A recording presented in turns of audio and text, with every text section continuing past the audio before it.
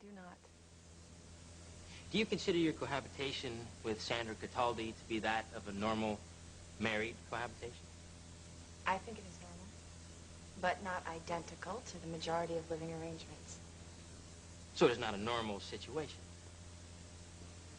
It is not a conventional one, no. What do you think gives you the right to bring a child into that situation and pretend that it is better than the one that is being provided by her natural, and I mean that in every sense, grandparents? Aren't your acts merely a blatant example of self-interest and selfishness? I know many unwed couples, lots of whom are impregnated artificially, as Sandy and I were. They are considered parents, morally, and in most cases, legally. I base my statement on that fact, and on the fact that I mothered Heather in every practical, responsible, emotional way. As far as she and I are concerned, we are parent, we are mother and child.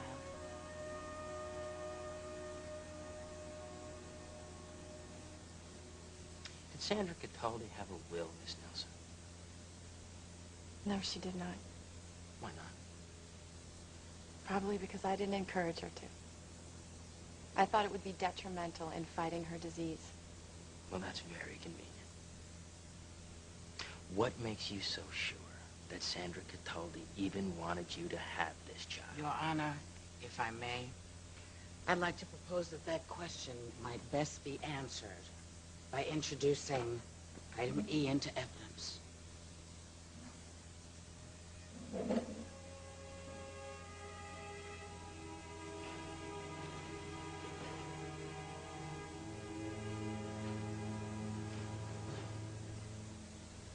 Heather, sweetheart, this is for you. And I hope that you never have to see this.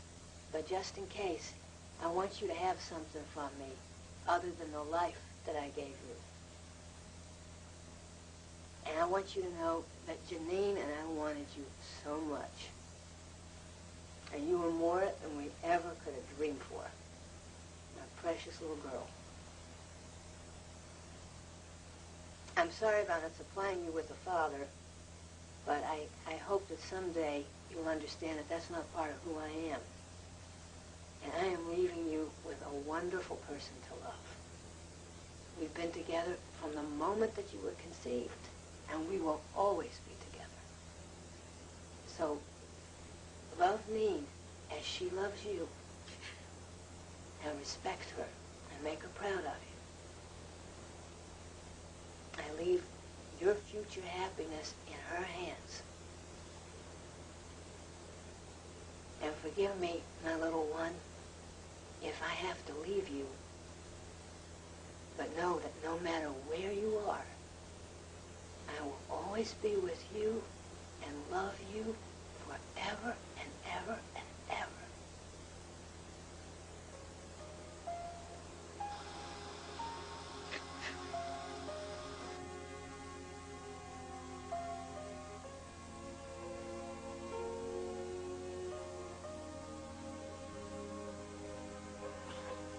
Your Honor, this court does not know what condition Miss Cataldi was in when this tape was shot, whether she was medicated or coerced. Let's move on, shall we? Your Honor, my clients are physically, mentally, emotionally, and financially fit to care for Heather Cataldi. There is a natural family bond between them. And we believe to disrupt this family at this time would cause tremendous adverse psychological effects on this child. She has a very loving home. And the law is very exact, and we believe should be honored to the letter. Thank you. Ms. Harrison. Your Honor, there is no doubt in anyone's mind that the Cataldis love their granddaughter, and they're providing for her to the best of their ability. But my client also loves her, and it's clear that Sandy's intention was that Janine continue to raise this child. You know, in any other state, the question of responsibility would never be an issue. It is only in the state of Florida that says same-sex partners cannot adopt.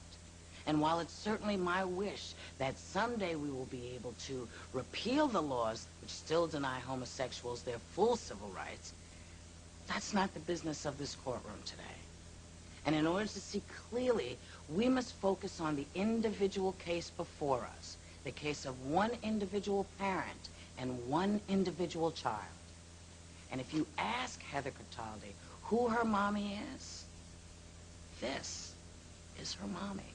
And if we deny her the right to be raised by her mother, all we will accomplish is the separation of two people who love each other, who need each other, and have the right to be with each other. Thank you. I'll retire to chambers, come back with my decision. This court is recessed.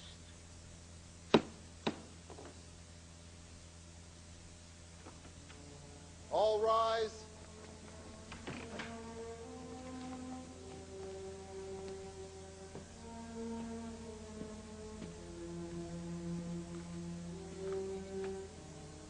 Please be seated.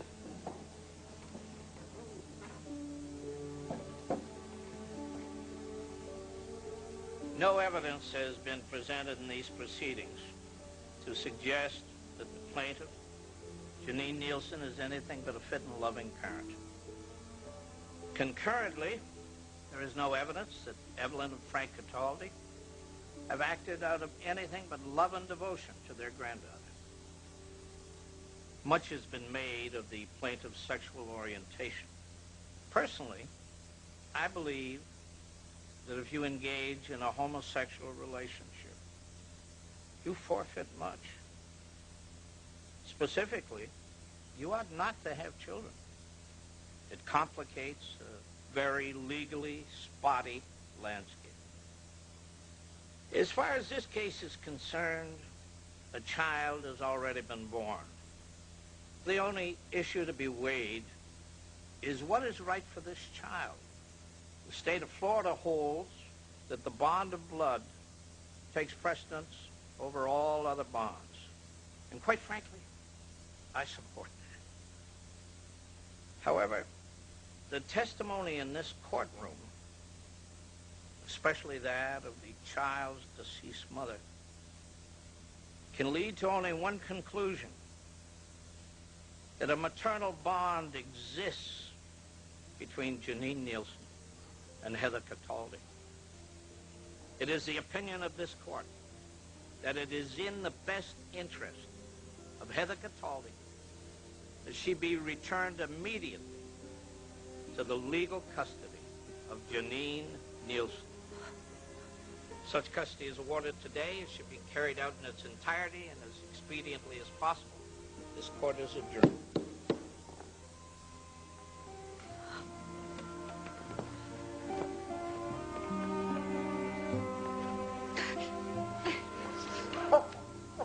Thank you. We got lucky. Maybe it'll help somebody else. Go get your daughter. And Janine? Pink is definitely your color. Yeah.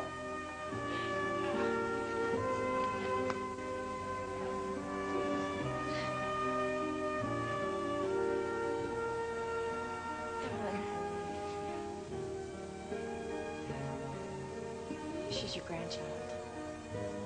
Stay in her life. Thank you, Janine.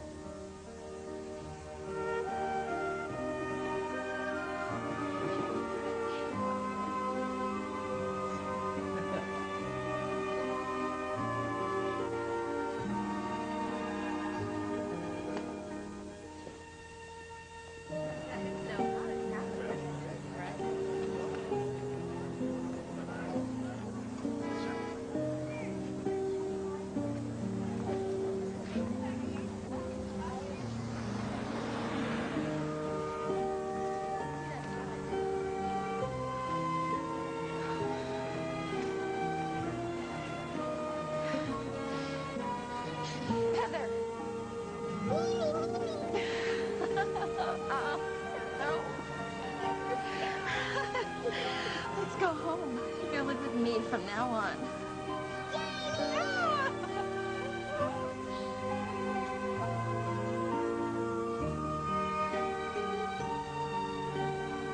Are you hungry? Yeah, How about a hamburger and some french fries? I know a secret. Time has a different meaning now. Since you found